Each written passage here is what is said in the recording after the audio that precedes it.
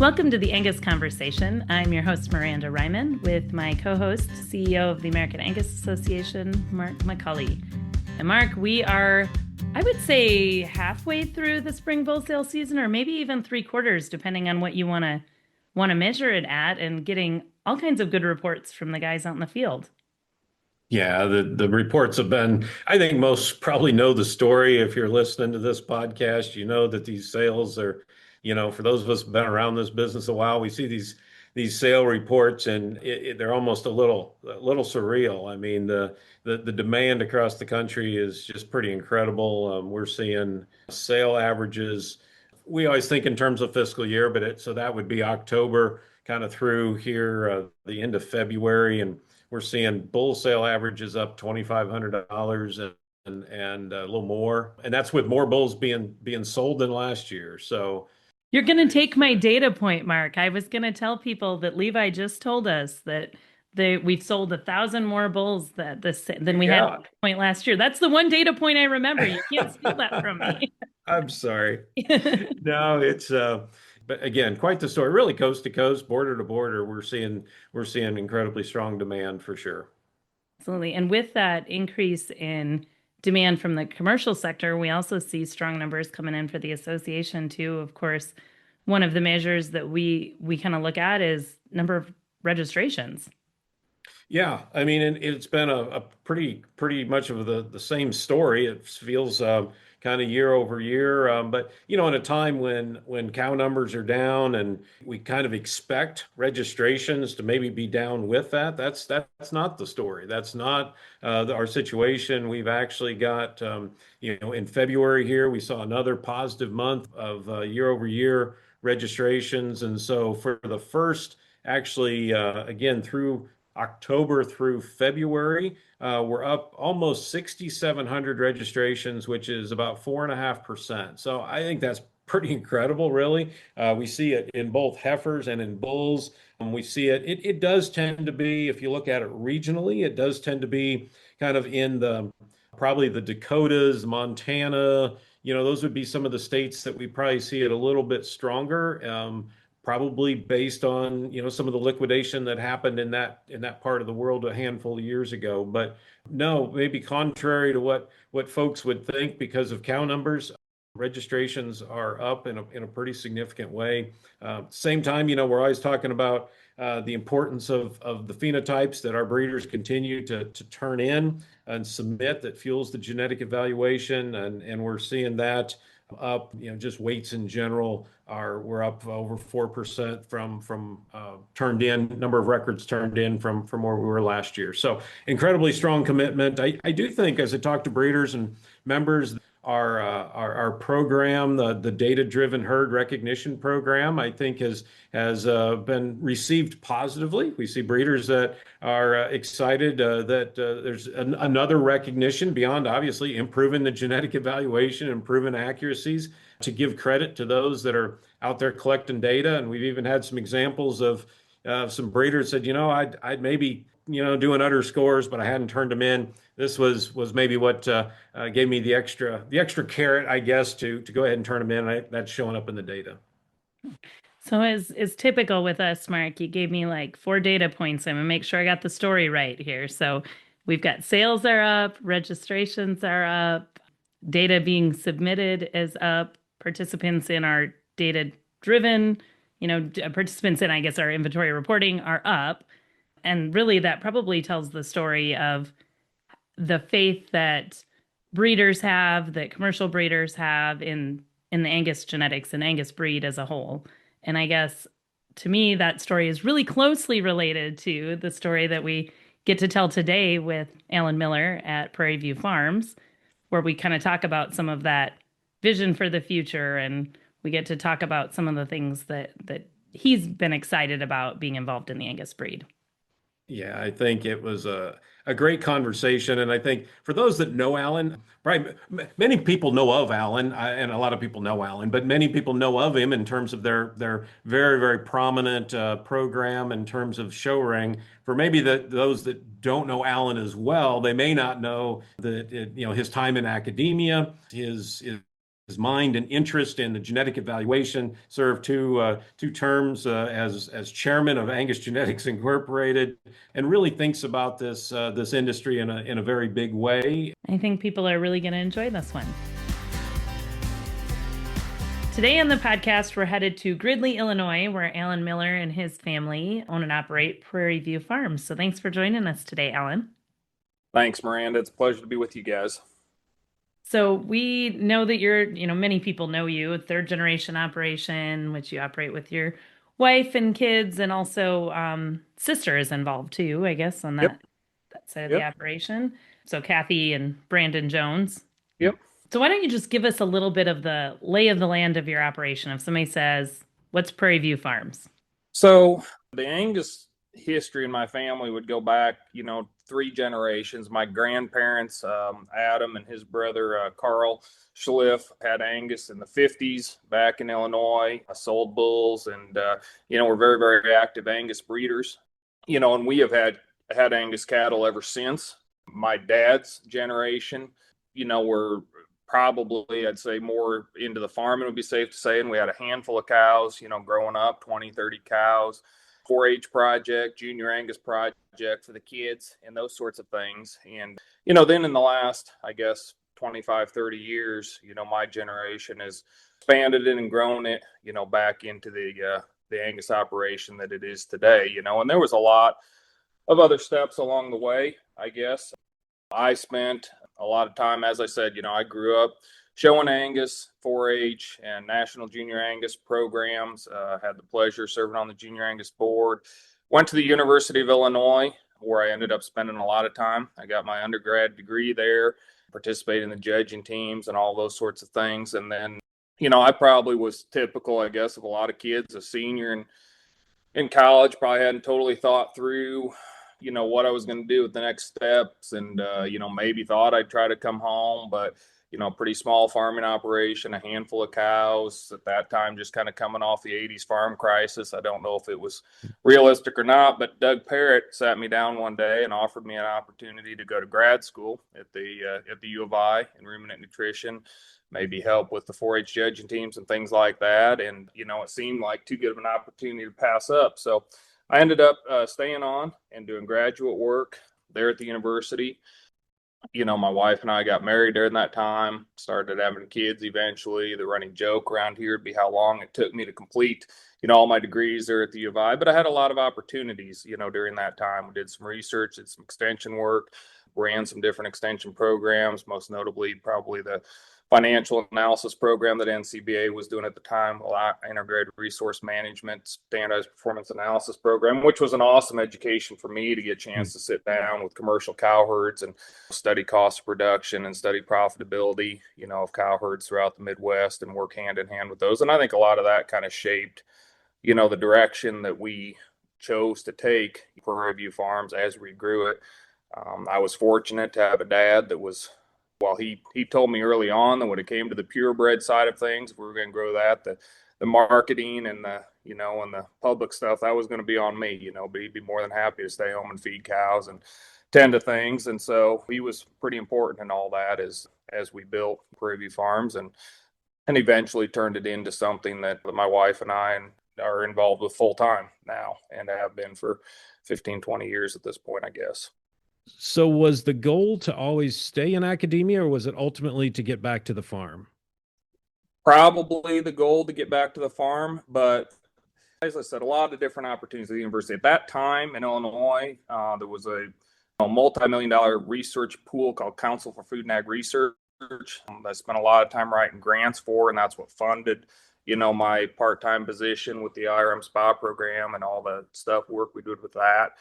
But, I had a lot of different hats to wear. Like I said, I helped coach a 4-H judging team a couple of times. I did a little bit of teaching, did some research, did some extension work. And, the interesting thing about that position was a lot of it depended on where we could scrounge money up to find it, and I think they're kind of reached a point in time where I sat there thinking, I'm spending all my time writing grants and trying to figure out where it all fit and where the money was going to come from, those sorts of things. And so on the side, we were having quite a bit of success with Prairie View Farms and it growing. And And I kind of had the fortune, I guess, of the best of both worlds. I never or almost never had a actual full-time funding at the university. So I had time to kind of work on building PVF.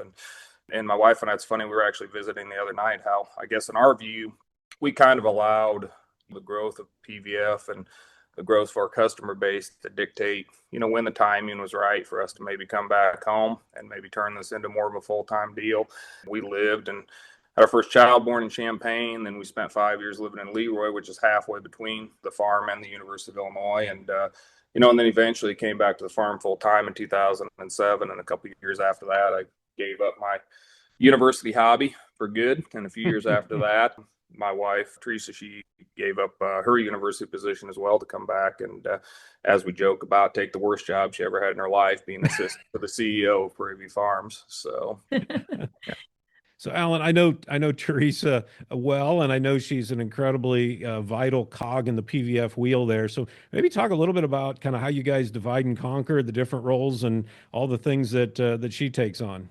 So, I was fortunate, as many people joke about, but I think anybody that knows our relationship knows I'm true. I definitely married well above myself in a lot of areas. And, Teresa's, I think her just personality and people skills and communication skills and all that, I think blends so well with what's needed here at the farm, and she had a lot of experiences before coming back. She actually started out in farm broadcasting, had opportunity to manage communications for the Illinois Soybean Association, and then had several roles at the University of Illinois in the Ag Econ department, with the international studies and a number of different things, and has degrees in communications. And so she just fit so well, I guess, with what my weaknesses were. And she manages all of the advertising, all of the promotions that way. We joke about her being on here, but I tell you what, when it comes to most of the tour group postings, all the FFA groups, 4-H groups, that's 100%, in her wheelhouse, more so than mine. And so she certainly does more than her share of all that type of stuff. And she manages, quite frankly, she manages all the books, whether it's all of the association stuff. But I'm sure so many of your staff down there have dealt with her on all of that, a lot of that stuff, or everything from that to the accounting around here. That's absolutely her handling that. Yeah. Without a doubt. You guys are a great team. Yeah. Well, I appreciate that. It has its moments where it works pretty well. Sometimes it seems like she's a saint. Yeah. Yeah. Without a doubt. Without a doubt. Yeah. I also know that probably keeping things straight as you've had a busy schedule, as you're often a sought after judge and travel a lot on that circuit. Maybe tell us a little bit about some of your, favorite places that you've judged and some of those experiences you've had. That's a great question. And it's kind of, I had an opportunity probably when I was younger and fresh out of school to do quite a bit of judging, eat up an awful lot of time doing that. And one thing we talked about a few years back when I had the opportunity to, run for the national board is that was simply going to be a shift in, in how we traveled, where we spent our time, and give up some of that judging and, and some of that sort of stuff. And, as any of you guys realize with kids and, our kids are all teenagers and college age and so forth now, how much time we have to actually just do everything together as a family or so forth. It kind of sometimes is divide and conquer and chasing kids while I'm doing my thing or she's doing hers or whatever. But, we had a great opportunity to do some traveling together to do some things like when I was on the board or some judging stuff. We've had a few international trips in Mexico or Canada to do some judging. That's been pretty interesting. But, she's definitely kind of selective on where she's going to go to with me anymore. No more county fairs in Western Illinois or whatever that she's going to travel with. But, hey, we get a week in Durango, Mexico or something. Sure, she'll come give it a whirl. So yeah, it's enjoyable that way and fortunate to have a lot of opportunities that way. But also 2 terms on the American Angus Association board, a couple back-to-back years as chairman of Angus Genetics Incorporated, which I do know for some that maybe know Alan Miller as the show guy. They maybe were surprised that you were chairman of AGI, but I think those that also got to know you and those that served with you also knew you've got a big perspective on this business and you think about this business an awful lot. And I think did just a fantastic job in those leadership roles. Well, Mark, and I do think, the 15 years that I spent in the University of Illinois was in my grad work or as a part-time employee there. I mean, I had the opportunity to see an awful lot of things and do an awful lot of things. I spent my share of time in packing plants, gathering data, and research farms, this and that, and more than my share of statistics classes and all that sort of fun stuff. And so while, yes, on one hand, my direct day-to-day income wouldn't be terribly well impacted by AGI type activities. I guess a lot of my background and training, I think, gave me a pretty good perspective for what was needed, and I did. That was definitely one of the highlights of my time on the board, was the time I had to spend on AGI and working on some of the new programs that we worked on at the time. We didn't talk much about your program in that introduction, though. Talk a little bit about the kind of cattle that you create. Talk about who your customers are, what your market is. Yeah, so as I kind of mentioned, when we grew up, 20 or 30 cows through high school, and it was without a doubt somewhat of a hobby operation. But, we did have a lot of show experience. That was our passion for me and my siblings, when we were growing up and showing. That's where I met so many of the people that I met in the business and the industry, was through, the showing and the junior program activities. But I definitely think, and I guess taken out of context, maybe this will sound weird, that the university gave me a real world perspective. But I think, in particular, the programs that I mentioned, when I had the opportunity to really see the insides of the finances of commercial cow herds and on that side of the industry, and really learn more about what kind of drove the Illinois beef production business. It didn't take long to understand that here in Illinois, as I said, we kind of grew up right here in Gridley, Illinois, is just kind of the heart of corn and soybean production. We're right on the McLean, Livingston County lines, which are, McLean County consistently ranks as one of the highest, corn and soybean producing counties in the country.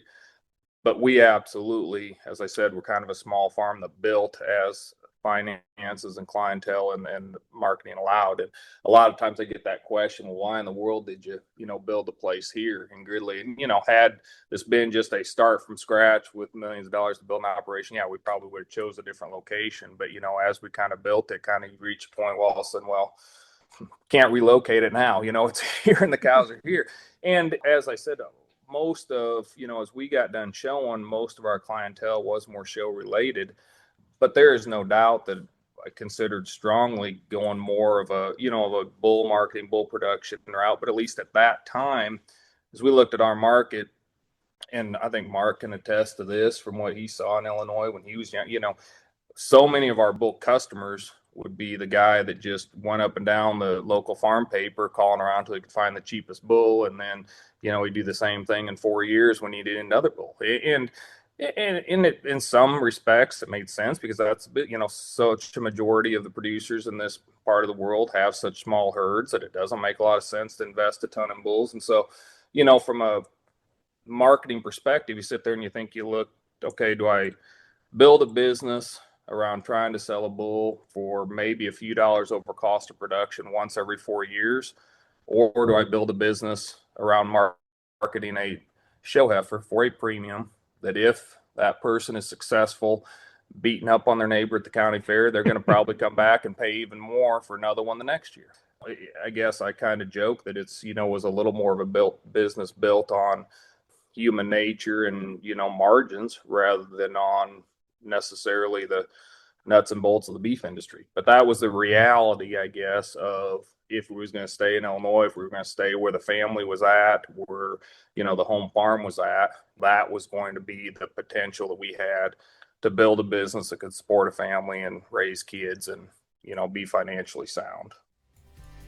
And we're going to pause right there to take a quick 30 seconds from our sponsor. It's a great time to be in the cattle business, and it's the perfect time to invest in genetics that will move your herd forward. I'm Jonathan Perry, and I'd like to personally invite you to our Deer Valley Farm Spring Bull Sale, Friday, March 28th. The sale starts at noon at the farm near Fayetteville, Tennessee. We've got 90 service-age bulls ready for heavy service. We're selling Sons of Statesman, Craftsman, Commerce, Gettysburg, and many more. Hope to see you at the farm Friday, March the 28th.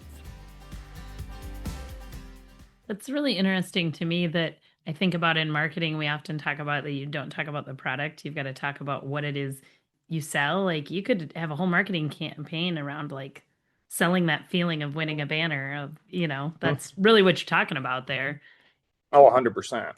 Yeah. Absolutely. And those are the sorts of things, when I was younger, I used to joke about I never saw a kid just getting all excited and doing backflips when the once every 6 months the new sire summary came out and see what the new EP, but yet we'd see them get awfully excited when they'd walk out of the ring with the blue ribbon or any ribbon for that matter. And then there again, it's back to kind of the human nature side of it, I guess. And and that's where obviously our family's been tried to be such big supporters of youth programs in the beef industry, because that is the launching pad, I guess, in our opinion, for so many industry leaders and for so many people that are, become engaged in the industry later on in life through activities like showing cattle. Yeah. Absolutely. So you guys today operate two production sales, kind of Yep. and then some frozen online sales as well. Yep. That's kind of expanded a marketing opportunity for you. Yep. Absolutely. We started, as I said, I guess about 2010 would have been the first year full time, back at the farm with no university attachments of any sort, anything like that. And I think it was about 2008 when we actually hosted our first online sale, way back in those days, the old horse race closing styles, for some of the listeners maybe that remember clear back to that. But then we actually fairly quickly transitioned. I guess it was we're about to host our 16th spring production sale, so about 2010 we would have hosted our first production sale on the farm. We started that a little bit. Is that the one the tent blew over?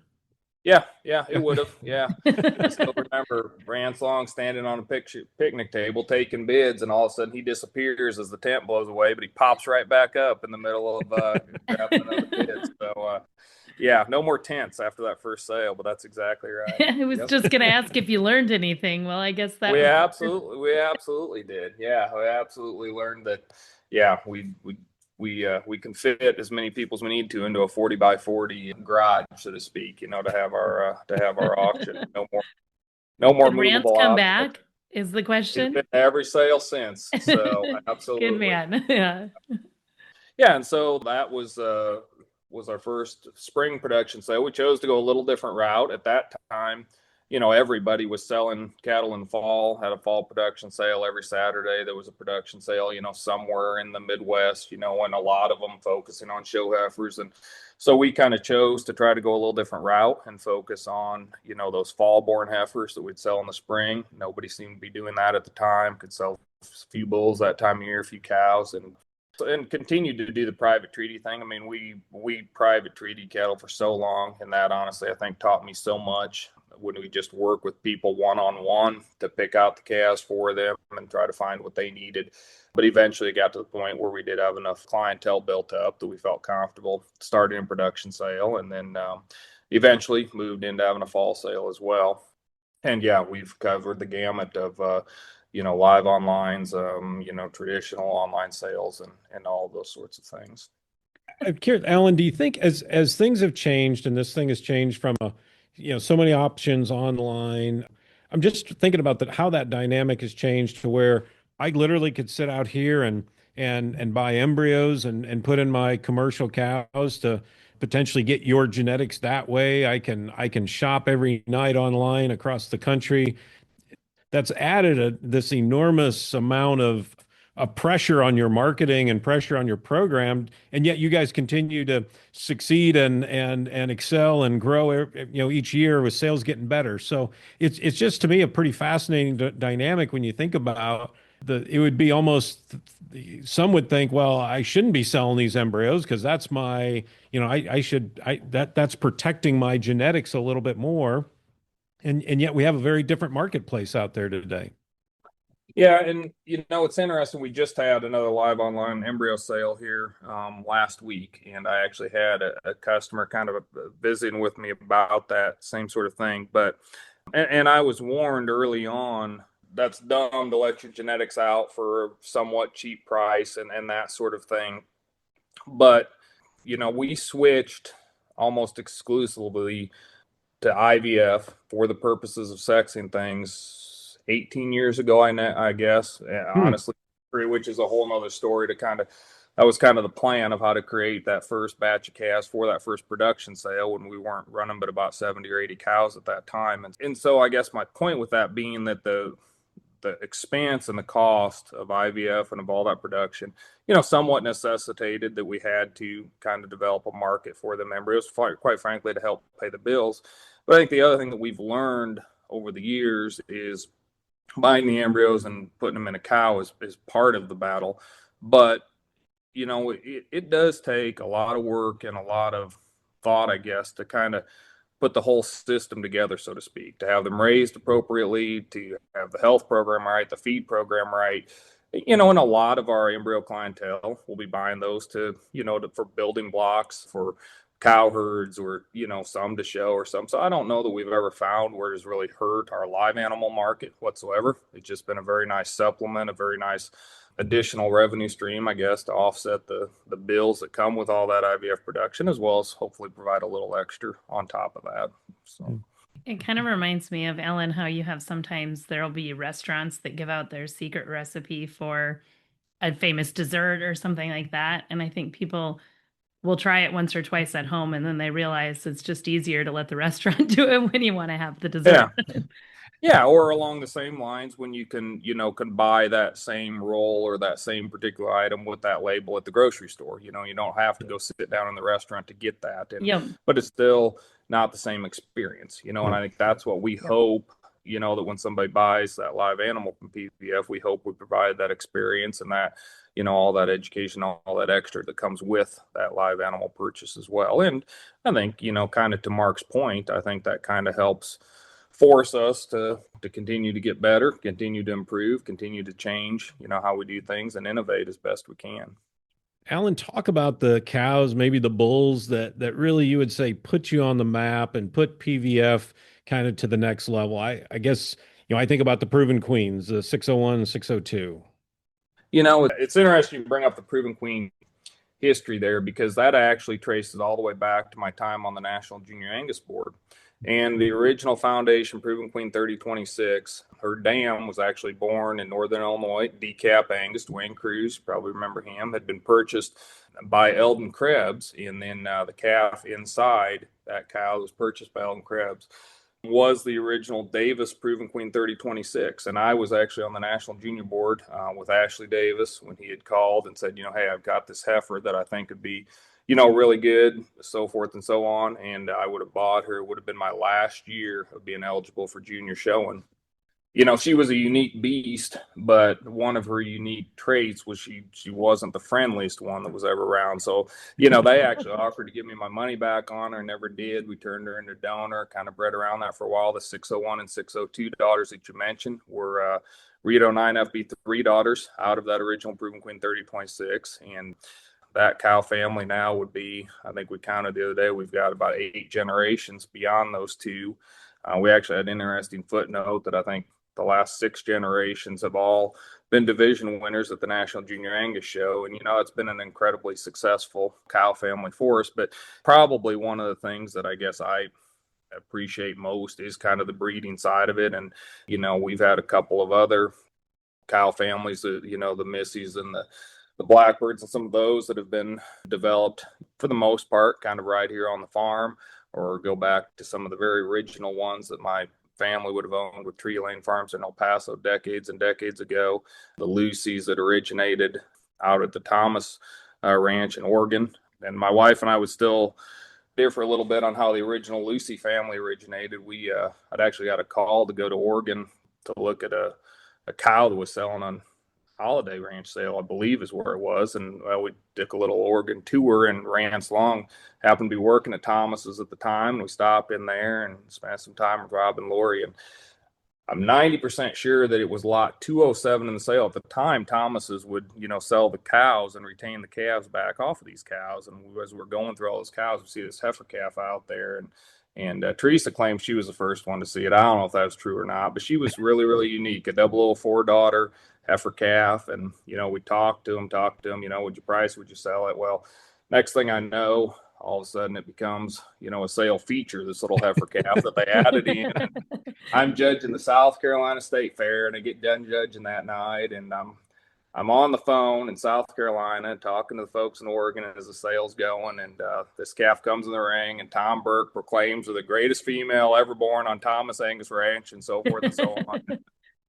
Luckily, They kept that on the down low, I guess. Yeah, I mean, I guess when I get to bid, and luckily I don't like to lose, and I did persist to get her bought, and we had a great partnership with Ward Brothers on the Lucy cow over the years, but that was the foundation of that cow family, was an acquisition we had on one of those little husband-wife trips that you alluded to earlier in the discussion. Yeah. So, that's cool. What about some of the bulls? New Horizon? Yeah, those would have been some of the foundation, Bulls, New Horizon, Raptors, some of those at the time, but obviously probably the first one, that really saw widespread use was the Insight bull.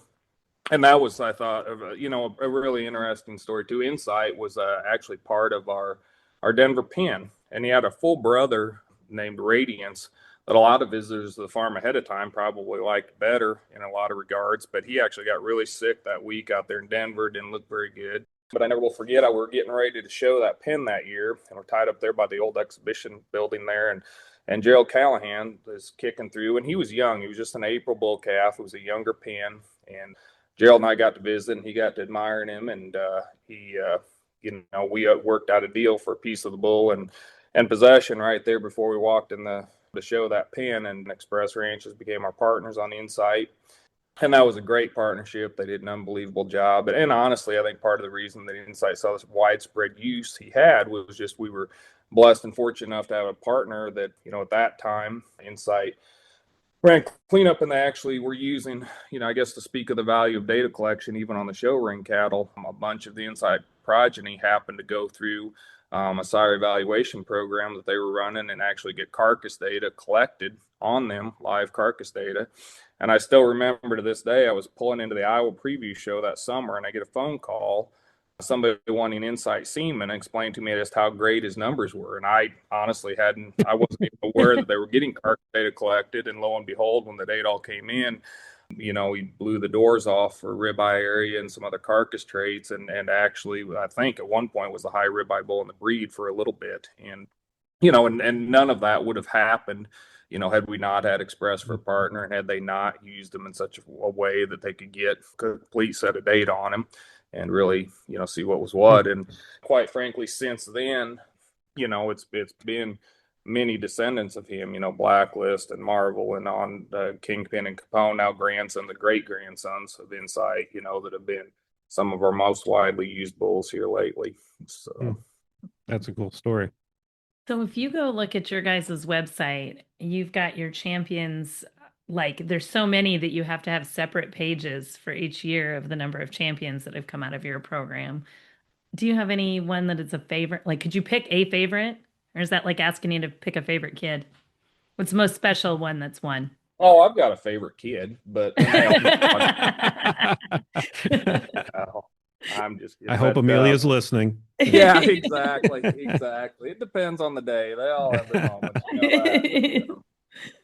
I don't know. I probably shouldn't mention any because probably come to forgetting some. But the PVF Missy 4149, she wasn't our first National Junior Show champion, but she was our second. But one that we owned with the McCabe family, obviously Esther on staff now would have showed that female, and to win the National Junior Show with with a family like that involved, and then to have one to go on to produce as well as she's produced and leave us so many great daughters and granddaughters and things, that one was pretty unique, and you don't want to ever take anything, for granted. One of those original Lucy's, the 1052 that was reserved at Denver, was a very successful female that, we built a lot around here.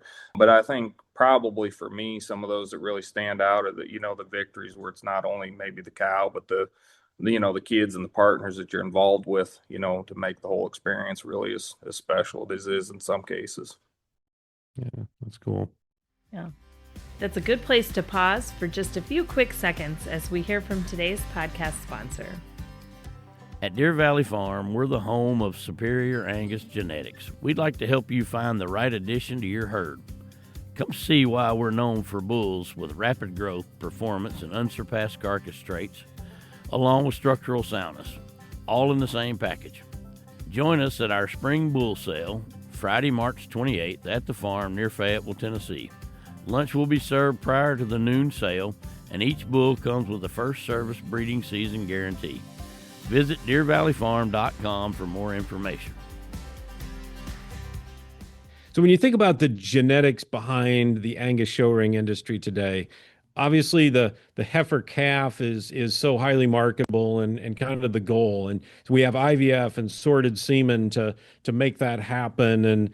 And so as a result, we kind of have this almost narrowing of the gene pool today. And, probably bulls aren't intentionally being made for show sires, but yet you've put quite a few show sires out there and in a very prominent way. Is that your intent? Are you concerned about some of this narrowing that's going on in Angus show ring genetics today? Yeah, absolutely. And I hear that not only in our breed, but I hear that in other breeds. And, often IVF, sex semen, and a lot of that is blamed on it. And absolutely, that is the simple answer for why we aren't having enough bulls. But I think part of the root of the challenge that I really don't know how you get around, and I'm not saying it's a negative or positive, but I think so much the show ring and the changes in the show ring have sped up so much, and the marketing has sped up so much that it becomes a lot of a challenge for a breeder to step back and have a multi-generational approach to really creating something different. And I guess what I mean by that is, so many of the leaders in show ring are probably similar to what I was not a whole lot of years ago. I mean, we're trying to market things as high as we can, as fast as we can, to pay the bills, to build a business. And with the internet and online sales and embryo marketings and all of the different avenues that we have to market now that maybe didn't exist 20 or 30 years ago, the pressure to continue to sell these things and continue to make them winnable or produce sibs to stuff that won, it really makes it challenging, like I said, to just step back and say, okay, I know this mating's not going to be perfect, but this mating could produce the next generation, and actually hold on to those for enough generations to really keep something different, if that makes sense.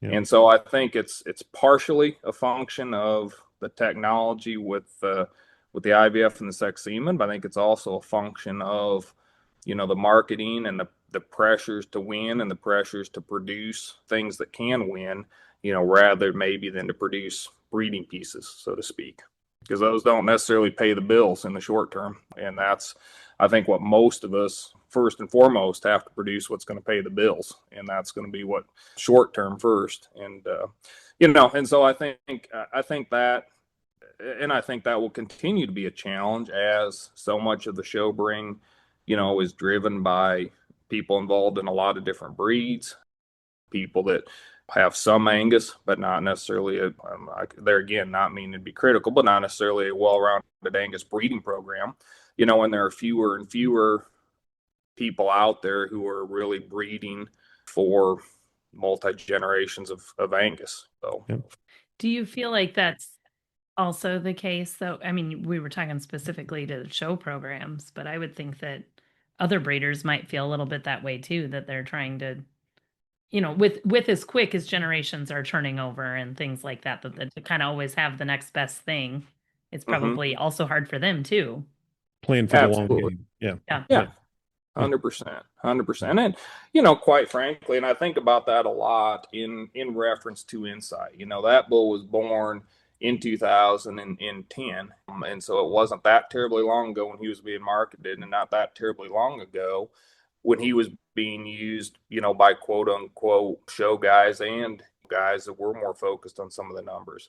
And I think just as fast as the show ring has maybe moved one direction, obviously those that are really chasing some of our EPDs and dollar indexes and those things have moved just as far the other direction, just as fast. And 15 short years. Basically, it's spread apart tremendously. But I think anybody that sells show type cattle would tell you that anybody can sell that really, really good one, but selling those middle of the road ones is harder and harder all the time. And I think I assume people probably tell you that on the female side, at least, of the numbered livestock. So bridging those worlds, Alan, you were on the board when phenotype and genotype (PGS) was established, and I'll brag on you a little bit. You've become the phenotype genotype judge of choice. I think I don't know how many you've done here in the last couple of years, but you've done a fantastic job.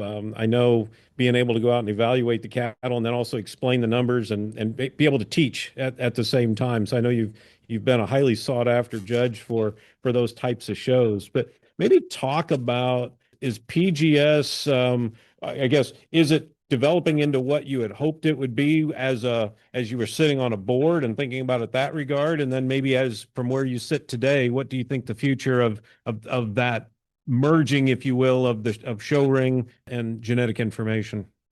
Yeah, I think personally, I think it has probably exceeded, at least in participation and interest, where I maybe thought it would go.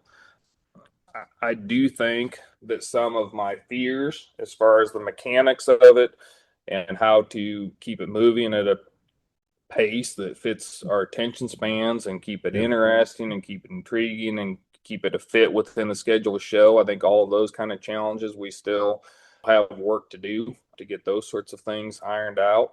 But I'm very encouraged by the number of breeders that have kind of taken that as an avenue to get out, to participate in the event, to bring the type of cattle that they like to raise, that are very real world, in a lot of respects. And so I think it's provided, just another reason for people to come to our shows and participate and get involved with those activities.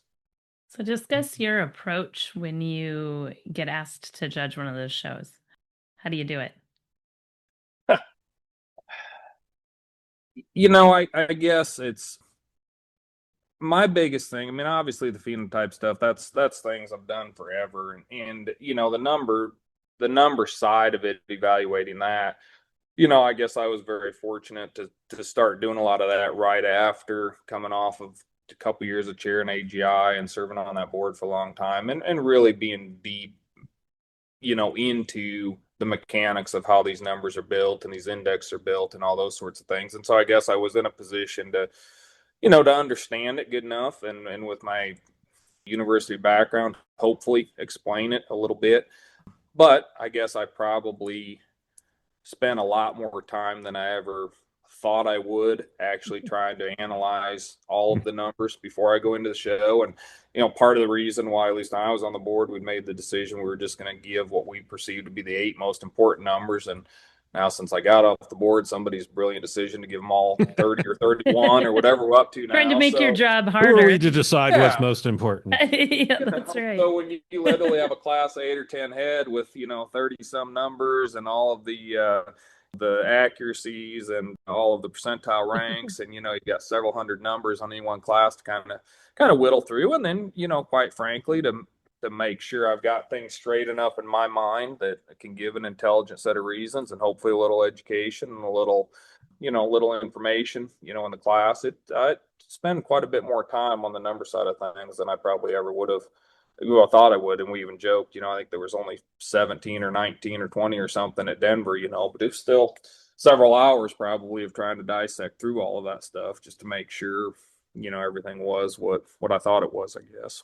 Is it easier to do an Angus phenotype genotype than in some of the other breeds that you've done just because of familiarity with the numbers, or? Yeah, somewhat it is. Or do you have a breeder bias that creeps in on the Angus side?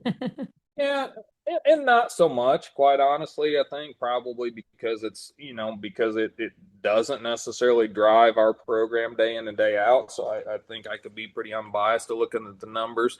I think it depends. When I did the Shorthorn Junior National last summer, there's so much more spread in their numbers, or what was being exhibited anyway, that fell together fairly logically. But on those shows, I probably spend more time, maybe before I even get the data, on just making sure I understand what their indexes are and what they're trying to accomplish, and make sure the purpose of all the different numbers that they do give. And I've had differences too. Some of those breeds and stuff, I get the data ahead of time, longer week, whatever, where I have time to sit down in the office versus maybe just getting it the night before in a hotel room or something. So there's some differences in the mechanics of how each breed runs their shows.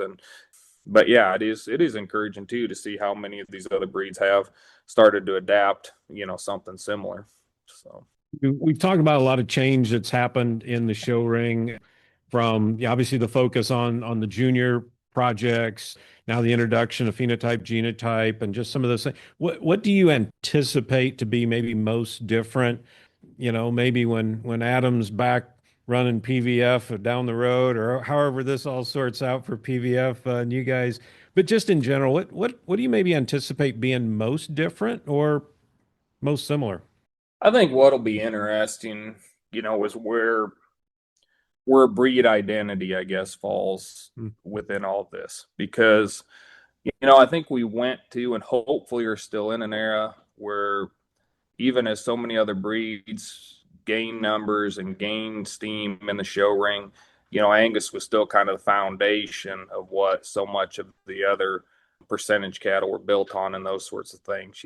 But as we already talked with IVF and with the rapid pace that we can, multiply these genetics, is Angus always still going to be the cornerstone of these multi-breed cattle and of some of these other breeds. And I think you and I visited, at one point here not terribly long ago, that, Angus had such a head start. I think you used the term, we laid out a roadmap for how some of these other breeds could build successful junior programs, and they followed it to a T. And maybe they've even, you could argue, they've had the luxury of not being bogged down with history and haven't been as scared to innovate or do some things different, where we've maybe drug our feet to change some of the things that, we've done the same way for 40 or 50 years, and we're slow to let up on it. And so that's where I guess I spend a lot of time trying to think about, where will a traditional Angus breeder, I still consider myself that anyway,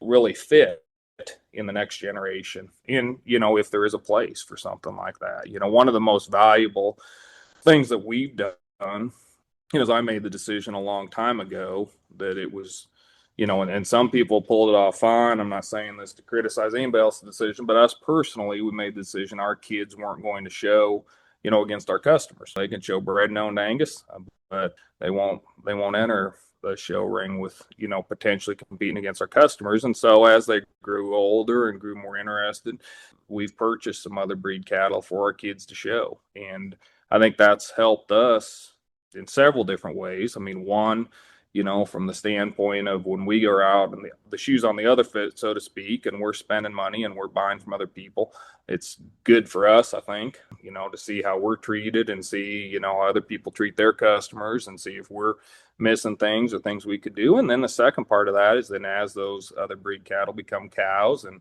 see how they do, and, look at mating options with them. And so it's still a very, very small part of our cow herd. But I think some of those kids' project has given us a different perspective on, on what's going on with other breeds and what's going on with the breeding programs and things like that. And so I think that's been very, very healthy for us anyway.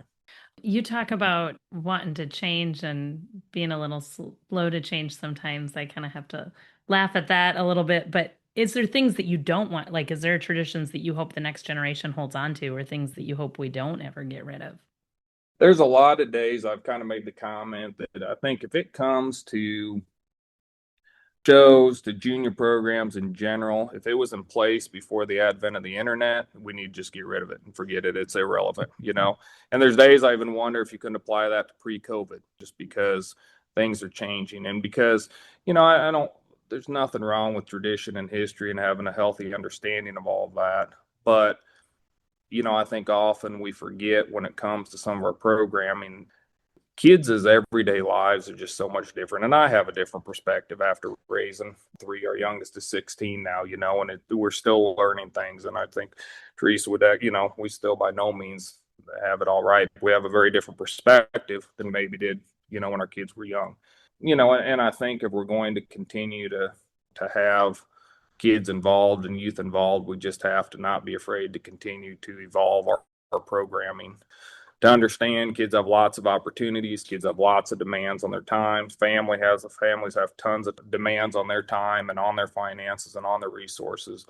The showing's part of it, but I think the getting them engaged in junior programs in general is part of it as well.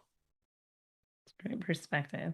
So, Alan, I appreciate that perspective. And I know that, a lot of the conversations you and I have had over the years of that balance of the traditions, yet staying and challenging some of those things. And I know not always understanding sometimes they're sacred cows and some of the most dangerous words out there. We've always done it that way. And I always appreciate you're willing to kind of challenge that and think about how we respectfully balance that tradition, but yet make progress.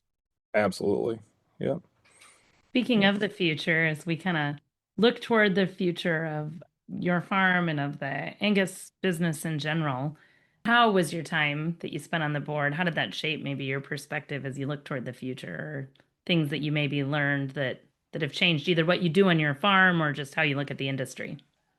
I think one of the probably best, I'll refer to it as a speech, maybe there's more appropriate terms for it, but that I heard in the boardroom was referred to basically the luxury Angus has of having a diverse enough membership, a diverse enough gene pool that we can do so many things right for so many different people, whether it's raising show cattle or raising high dollar C cattle or raising, just solid range, or providing cattle for the CAB. I mean, you name it, a breeder or member can go so many different directions with their program. And, and one of the challenges maybe sometimes was making the full on membership. And I think that was this board member's point in his discussion was we need to be respectful of the idea that we are big enough to do it all well. And we need to make sure our tent's broad enough, to encompass all of that. And so, I thought that was a great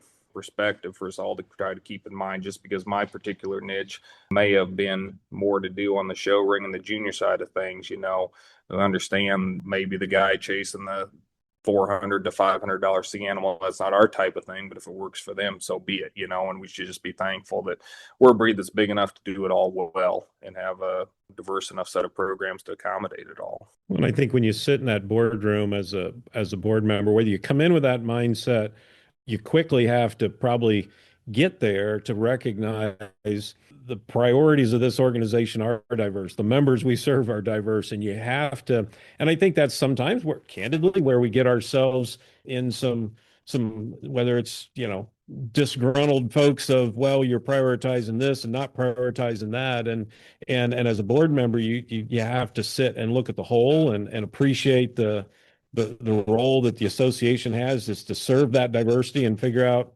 I talk about it all the time that diversity is our biggest strength, but simultaneously it can be one of our biggest dividers if we're not careful and don't approach it with the right perspective. So I think in a boardroom, what I saw and what you just articulated was exactly that. You've got to come at it with what's right for the whole. What best serves the breed in an industry where there's so many different ways to be successful, right? Which that's a good spot we're in. Good spot we're in. Yep, absolutely. So as you think about your program and the future of your program, where do you think you are in 10 years, 20 years? That's probably one of the things that, I guess I would say as our business has matured, that's one of the things that probably makes me as restless as anything. I guess I always felt like even 30 years ago, as we kind of had the goals of building the program and doing this and that, I guess I always felt like I had visions and ideas on where the next steps were, whether it was, when 25 years ago we switched to trying to use sex semen, and then a few years after that to IVF stuff and the marketing right towards the very front end of online sales, and then, trying to kind of go some different routes with some of our production sales and matching up the live online, and all of these different things that have evolved. And now, setting up the systems with the, with the embryo herds and the producing the calves, to populate these sales and all this stuff. But now, as we've kind of got to a little bit to where I guess I was envisioned as being, that's probably the thing that I spend the most time trying to figure out, and probably sooner or later just have to come to the realization that that's the thing, that if there's another generation to follow at PVF, they'll figure that out just like I did, hopefully, 30 years ago. Because I do think, we are fortunate to raise cattle that have had success, but I think also cattle that are functional, that we can do some different things with them, if we choose to. Part of the reason that we have worked so hard at DNA and everything for the last 10 years and turning in data on these cattle is not to try to raise the next $400 C1, but try to raise show cattle that also were functional and useful. And the time does come, where we do different, or adjust some of our marketing, so to speak, that we have cattle that can do more than just collect a banner, hopefully.